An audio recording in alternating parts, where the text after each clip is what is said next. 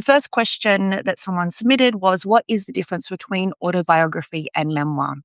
So I think the best way to describe that is an autobiography, by and large, is this person was born on this date, they did this, this, this, and this. Here's where they are now, or here's when they died. So it's very much a chronological, factual story of a life. When we look at memoir, it's very much more about a story from within that life. So if you think about autobiography, it's very wide. It starts here, it goes to here. Whereas with memoir and writing from real life, it goes deep into a single story. With autobiography, there's definitely a beginning and an end. There's a completeness to that story. With memoir, there's absolutely no promise of completeness. So with memoir, we're often writing. I remember I did a semester intensive at Gotham Writers in New York City when I was trying to understand the genre a bit better. And the teacher that we had there, she would drill this into us multiple times a class, and she'd say, one moment, one place, one time. So, in life, you probably, if someone writes an autobiography or you write an autobiography, you usually have one, but you can write 100 memoirs if you want. The memoir is a story about one place, one moment, one time, and the depth of that. So if we think about autobiography being what happened, a memoir is really what it meant, what I learned from that experience. And, you can look at memoirs and people frame them often, this is how I remember it happening. This is my experience with it. So I think when we're writing from real life, there's this real possibly nervousness to be like, what if I don't get it right? And what I would say to that is it's very much, you're not kind of standing up in court and, presenting this factual document. Memoir and writing from real life is writing about your experience with something within a story from within your life. So that's how I would describe the difference between the two. The second question was, I've always struggled with storytelling in my brand, not because I'm overly private, but because I find it difficult to know which parts are relevant. I'm really not that exciting. Trying to spin it into something relevant to my customers is a real struggle. What would be your advice for this? Firstly, because I know who wrote this question, you are exciting and you're wildly talented. So let's just answer that first up. I think when we look at storytelling in business and especially founder storytelling, I think if we go back to, the autobiography and memoir conversation, in business storytelling, we can, our founder story is, I started the business and brand on this date. Here's what happened. Here's where we scaled. Here's where we grew. Here's what happened. And now we're here. So that's by and large, a timeline of the founder story. What we do when we add writing from real life and vulnerabilities to that is very much, I started the business here. You know what? It was really difficult because I didn't have a lot of money. It was really difficult because I had crippling imposter syndrome and I pushed through it this way. And then I got to here and I had this awful experience with this horrible heartbreak and I found it really difficult to, here's how I kept showing up, or so when you start to weave that vulnerability underneath this factual timeline story, that, in my opinion, is when we kind of turn, I guess, a founder into a person. And so if we think about it like that I'm going to say the word vulnerability so many times through this, I can feel that it's already starting to annoy myself. But when we add vulnerabilities to it, it really opens up the human part of us, which allows the human part in others to connect with that. So, and there's no right or wrong. Like, you don't have to be a founder and share these vulnerabilities by any means. But I think when we talk about that human connection in storytelling, that is the connection. The other thing that I will say, we think we have to have these big, exciting, dramatic stories to share. And, in Of Golden Dust, there definitely is, there's celebrity elements and there's, there are these big, exciting moments. But I promise you the three things that people say to me most about this book, what they resonated with was, one, how I explained heartbreak. The second was how I explained anxiety. And the third was how I explained imposter syndrome. And I share that because we don't need these huge, big, dramatic stories to write from real life. The beauty of writing from real life and sharing those vulnerabilities is that human connection. So if you can weave that through the stories in your brand, but your founder story. So if you look at your founder timeline, what can you add to that that makes it go deeper rather than wider is the advice I would give there. What I will add to this on business storytelling is, and I kind of use the analogy of like following a florist around on a Tuesday. So she's out to the flower market, she's making the selections. Why is she choosing this flower over this flower? Oh, well, this flower bruises in this certain environment. And, I choose this one because creatively, here's what I'm doing with the foliage. And it's all these things that to her, the florist, is like, oh my God, this is just a boring Tuesday. But to someone who's not a florist, I'm like, that is so interesting. Tell me more about that. So I think when we look at brand storytelling and business storytelling, so often we have been in the business for so long and we're so up close to it that we just think it's all pretty mundane. But assume that no one else knows the things that you know about your craft. So really just start to experiment with that. Share with people like what you're doing, why you're doing it, why this is done a certain way in your craft. And I think you'll be really surprised that people are like, I did not know that because that is not my craft. So that would be what I would say on business storytelling. The one thing I will add to that too, and I know it's hard, I'm not throwing out, need to be more vulnerable like it's the easiest thing to do. It's not easy. And I think that is what makes it so special. But with your founder story, when you're looking at your founder timeline and trying to plot what those vulnerabilities are, start with prompts that are like, what have you doubted along the way? What did you not know at the start when you started that you know now? Like that's the gap, that gap between who I was when I started something versus who I am now in self-understanding. That's the story. So prompts that are very much, what makes you nervous? What makes you anxious? What along the way has been the hardest things to deal with, possibly within your own mind?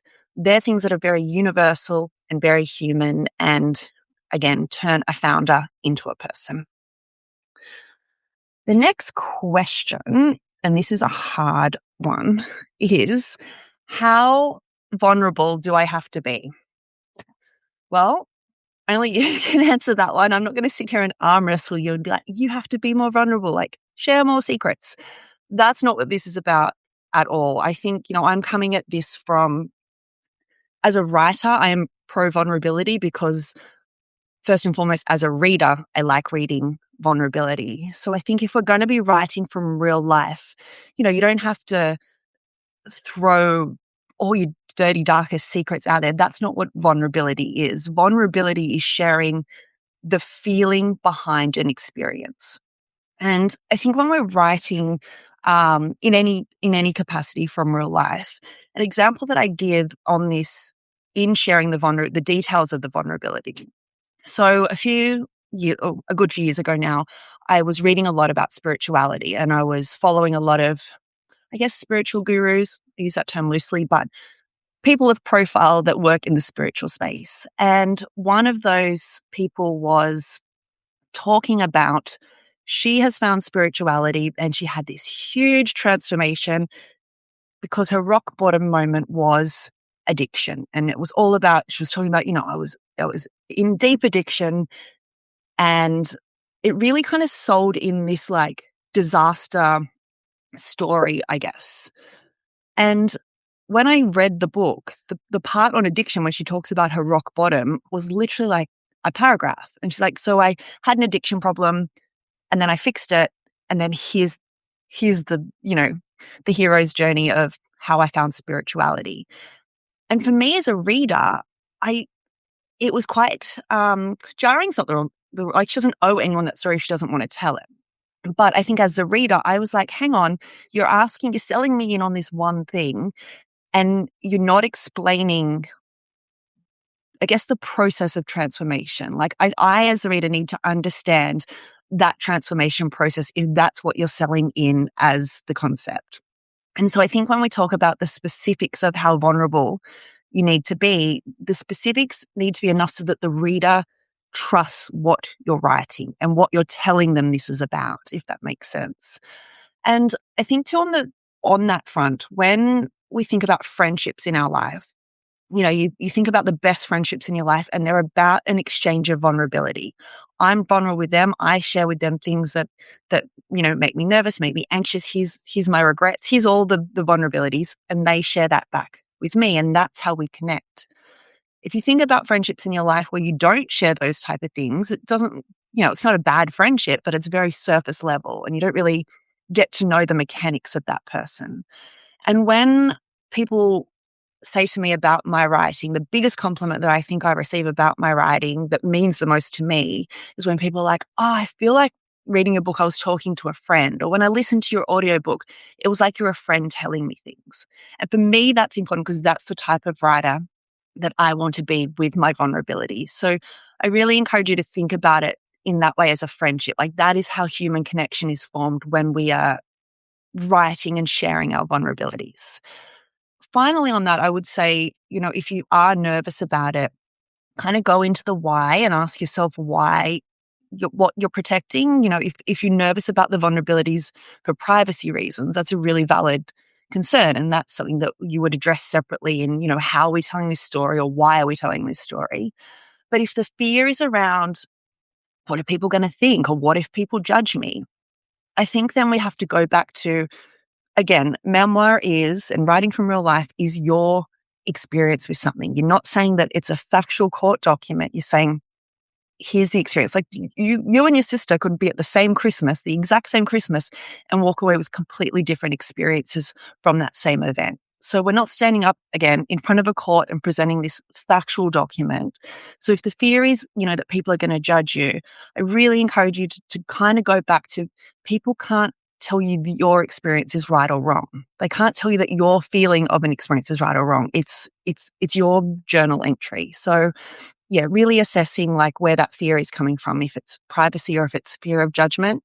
And if it's the latter, I would really encourage you to just sit with it a bit longer and persist with it. And I think writing smaller excerpts and starting to test what that feels like, putting work out into the world, is a good kind of tippy toe into that space. So I hope that answers that question. The next question is, how do I write about conflict without sounding bitter? Guys, these questions are like really deep. I feel like we're in a therapy session. And this is a really valid one. Like if we're writing about others, if we have the pen, we have the platform. So, and I think with any platform comes a responsibility with that. So, look, when we have other people in our story, which by and large we will, again, it goes back to your experience with something. So I think if we feel like it's coming across bitter, I really look at the direction at which way I'm writing. So if I'm writing and it's outward, it's like, and then they did this, and then this person did me wrong, and then he hurt me, and then he said, she said, that's a very outward direction to write. And that's not vulnerability. That's almost like a persecution in a way. So you kind of have to turn the writing inward when you're writing from real life. You have to put yourself accountable in a way, even, looking at, am I writing, because someone else's story is not your story to tell, right? You could say, here's what happened, and then write this way. You can't be like, here's what happened, and then speculate on things that way. So I think kind of going inward and, on the page is, what did I misread? What did I want from the situation, and what was the difference in that? When I didn't get what I wanted, how did I respond? How did I feel? So does that make sense with the direction of the writing? It always has to be like, here it is through my experience, not here's what that person did and that person did. And I kind of talk about it, if does the pen start to feel like a knife? Like, are we waving this knife around as like this opportunity to get back at people, which is not what this writing is about. It's about what happened in that experience and how am I responding to that?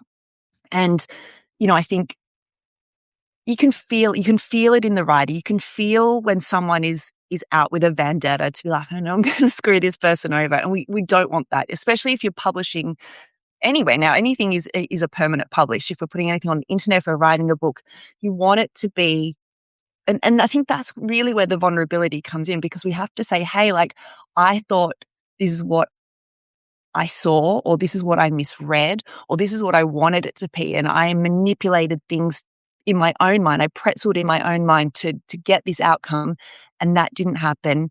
And here's what I learned. And I think that's the gap again. Like, who was I when I started? What did I think? And where am I now? The gap is the story, and it can only be written this way. So I hope that makes sense. The next question is, how do I structure a piece of personal writing to be the most impactful or memorable? So I think with this one, a lot of clients that I work with who are brand founders but are wanting to write specifically memoir, I always say, and especially now that we've established the difference between, a life story being an autobiography and then a memoir being a story within that life. So going deep into that, what is the theme and the spine of the story that you're wanting to tell? So if it's a longer piece of work, what is the theme that kind of, is it self-worth? Is it identity? Is it overcoming, it probably is overcoming something that should be the underlying of every story, but what is the takeaway of the spine and the theme of the body of work? Then I think that's if we're talking about a book, and then each chapter will kind of have its own theme. So I think when we start to put more contained framework, I guess, around the writing, it makes it easier to communicate that throughout that piece of writing. So the body of work and then into the chapter. And then if we're talking about an essay or an Instagram post, whatever the thing is, let's make it siloed. Because then I think what we can do then is kind of, again, go deeper into the work rather than going wider. And that's a much more cohesive way to tell a story. I think too, with a lot of how I structure things when I'm writing from real life, I always see there's two timelines happening. There's what happened, so the facts of what happened, and then underneath that, again, what I came to understand, usually about myself. So kind of if you look at even if you look at fictional traditional storytelling, the kind of hero starts out, the protagonist starts out, they are thrown into a world that is different to them, or an experience that's different to them. Then there's no turning back. Then we see the trials and tribulations they go through. They get to the other end, a changed person. What do they do with that? So that's really what we're trying to do here with real life in a much smaller way. But what did I believe at the start? What was my true belief about the situation, about the person, usually about myself? In the middle, when the cracks started to show, when it didn't go to plan, how did I feel about that? How did I react to that? How did I handle that situation? That's the story. And then as the person writing this now, how am I different from the person who started this journey? And so if the three parts is kind of for any body of work, be it the story at large or be it the chapter, the gap is the story. If there's no gap, if we're still the same person here, there is no story. The transformation is the story. So we have to be different. So looking at the two ends of the gap is the story. I hope that makes sense. The next question is, how much distance do I need from an experience before I can write about it? I would say a bit. I would say, you can write about it now, but I would probably publish it later. I think so much when we're writing from real life, it is the catharsis for ourselves to kind of get it out and speak our truth. So I would say write from the emotion, but publish from an understanding. There's a saying where it's like, write from the scar, not the wound. And I think, in this age of shock value and drama, people setting up their cameras to film themselves crying and this kind of like, how can I make this so dramatic? I think there's an exhaustion around that. And I think that when we look at that as a isolation, it's almost like if we're writing from the bleeding, it's a trauma dump to our reader, if that makes sense. What we do in the process of this work is to hand over, hey, here's my experience with it, and here's what I learnt. And then someone takes that and be like, oh, I have felt that too. We don't want to be writing there like in deep, deep emotion and then handing that off to the reader. That is not the purpose of this work. So um, the two kind of metrics, like the very basic metrics that I think when I look at has enough time passed. The one is in my writing, am I able to frame my own flaws without defending them? So am I sitting on the page being like, and I was done wrong, and, this person, like, screw them, rah, rah, rah, and I did everything right. If you're still writing like that, you're definitely way too close to the situation. It's about, can I stand back from this and be like, you know what? I really misread this situation, or yeah, this person done me wrong. Here's what I learned about myself in that process. So it's not writing this defense document, if that makes sense. And the second one, and this is going to sound a bit counterintuitive, especially on much heavier issues, but are we able to find some humor, even dark humor, in the situation? Be it, you know, humor in the sheer audacity of how awful the situation was, a dark humor in like, oh my God, the grief of that was like, you couldn't script it. It was so bad. So kind of having that, and that doesn't discredit how awful the event was, but having that time to kind of step away and be like, oh my God, that was bad. I think I'm now okay to kind of start framing the journey of it. So they're the two things that I kind of look at as a feeling, I think, when I'm writing and knowing if the time is right. But definitely write from the emotion. Go nuts. Go about it and get it all down on paper, but edit and publish from an understanding place. Sorry, we've gone a bit over time again. The next question is, how do I find my voice and my writing style? This one I would say, I'm a much better writer when I'm reading a lot. So, one, read a lot, and two, analyze what you're reading. What newsletters do you open, and which ones do you just send to trash? What books are you underlining? What is really getting your attention? And I think really analyzing what it is you like about that. And also on the flip side of that, what is it that doesn't grip you? Like if you're opening a book or a newsletter and it loses you in the first few paragraphs, what have they done that doesn't grab your attention? That's not to say they're right and they're wrong and we're right, but I think it can really inform, usually who we are as writers is who we like to read. So really studying craft in writers that you like, and studying like, why you like it. Is it funny? Does that writer make complicated things simple? Is it their brutal honesty? Is it their self-deprecation? Like, what is it about these things? And you're not studying it to copy them. You're studying it to inform your own craft. And I think everyone starts out by borrowing things from others and melding that together until we start to find our own voice coming through. It's about studying their decisions in a way. I would say too, like active writing, we can't think our way into this process. This is very much about writing, rewriting, editing. And what I'm about to suggest is absolutely horrific. And I hate doing this, but it is so helpful. And that is to read your writing back out loud to yourself. It's like asking someone to like read their 2008 Facebook status update out loud, like horrifying. But I guarantee you, like when you read something back, it can read so differently on the page to when you're reading it out loud. So I think, reading it out loud does it sound like you? Is this how you want someone to receive it? And when I read my work out loud, I make the best edits on it because I want it to sound, again, natural, like I'm speaking to a friend.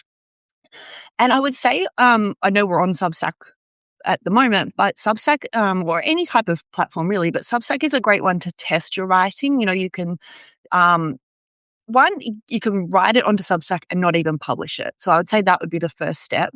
Like I said before, doing like excerpts, if it's something that you're worried about, start to put a few feelers out there, see how it feels. One, to have your work out in the world, and two, start to see like the response. What are people liking? And I'm not saying that should inform how you write, but I think it's a good data to be like, oh, okay, I can look at that and be like, that grabbed people's attention, and then start to analyze the work that way. So, I posted a thing on my notes on Substack the other day, and I'm working on my first novel, excuse me, at the moment.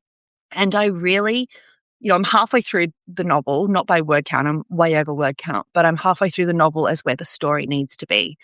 And when I look back on what I need to cut from that first part of the story, because I can see where it's quite bloated in the middle, but I am significantly a much better writer in the later chapters of that work than I am at the start. Now, I've been working on this project probably casually for a year, but really full time for the last 6 months. And I can see that I'm a much better writer succinctly in those last chapters.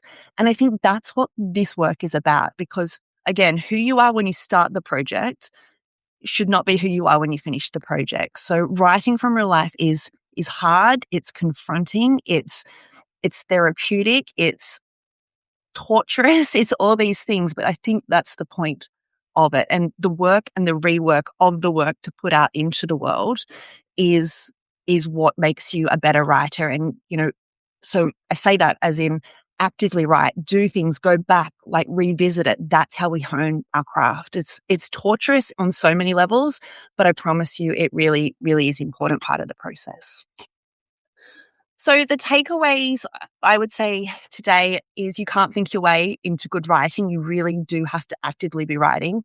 I really recommend joining a writers group or even starting one yourself. If you've got, I say a minimum of 3 people is perfect for a writers group.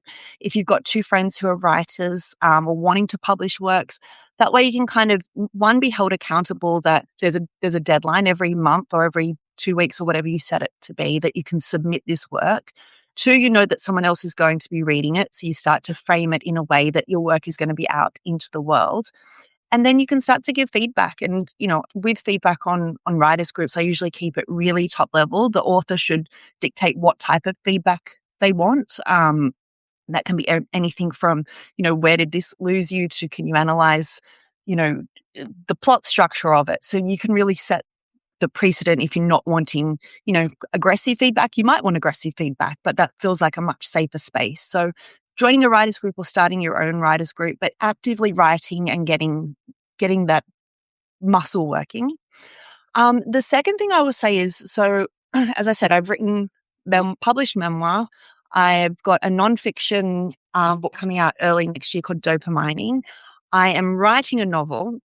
So all of those things kind of, while they live in the same universe, they're definitely separate genres, obviously, but all of them have informed the other work. So the novel that I'm working on at the moment, it's written in first person. So, I feel like having studied memoir and written memoir has made me a better fiction writer. And then studying films, I went to New York Film Academy for a semester intensive to study screenwriting.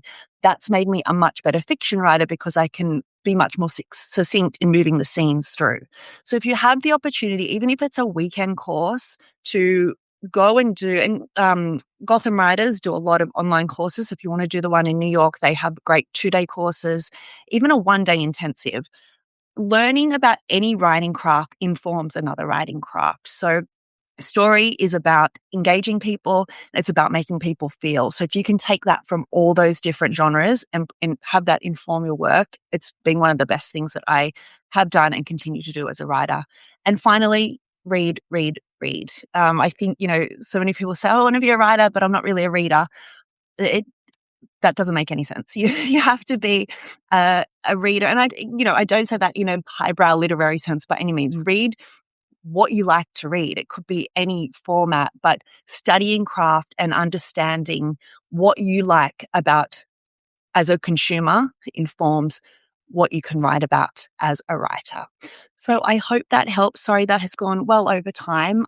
If there's anything that you guys wanted to ask, please shoot me through an email, sw@samanthawills.com, and I will add this the answers to that when I put this live. So this will go live in the next 24 hours if you want to watch a replay.